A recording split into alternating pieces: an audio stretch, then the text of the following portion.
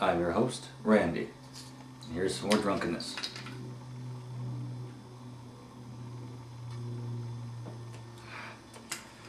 Today's story is going to be Jack and his biker slut Jill. Classic story. I remember the first time I heard it. Old man took me into the den. He had his ball in one hand, pipe in the other. He passed the time away telling stories. Ah yes, it was a great story. Jack and his biker slut Jill go up the hill to fetch a pail of cocaine. Now, Jack had a serious drug problem, so did his biker slut, so they went up the hill to get it, pail in hand. So, they're walking up the hill, you know, drinking, smoking crack, and halfway up the hill, you know, Jack looks over at Jill and says, "You're a slut," and she agrees, and then they have sex. They continue up the hill, and well, when they get to the top of the hill, this is the important part. Jack takes the pail and puts it in the well, comes back with a huge bucket full of coke.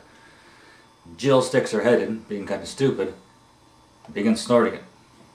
Right from the well, which is on top of the hill, which it went to get it.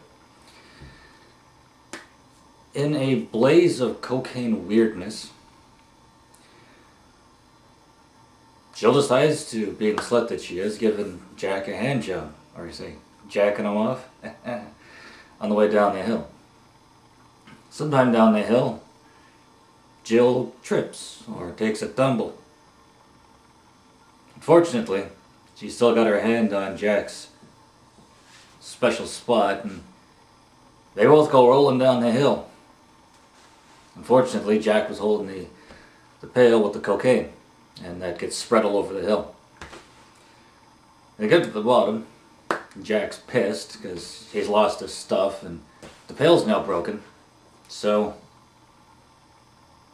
kills Jill, bashes her head in with the rock.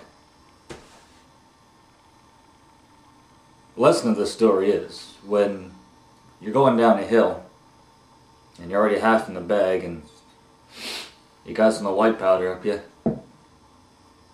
don't be getting a hand job. Actually, come to think of it, that probably isn't the most moral sounding story, but anyways, probably wasn't the best story, but look forward to next time when I tell the story of Jack and the Beer Stock. Check you later.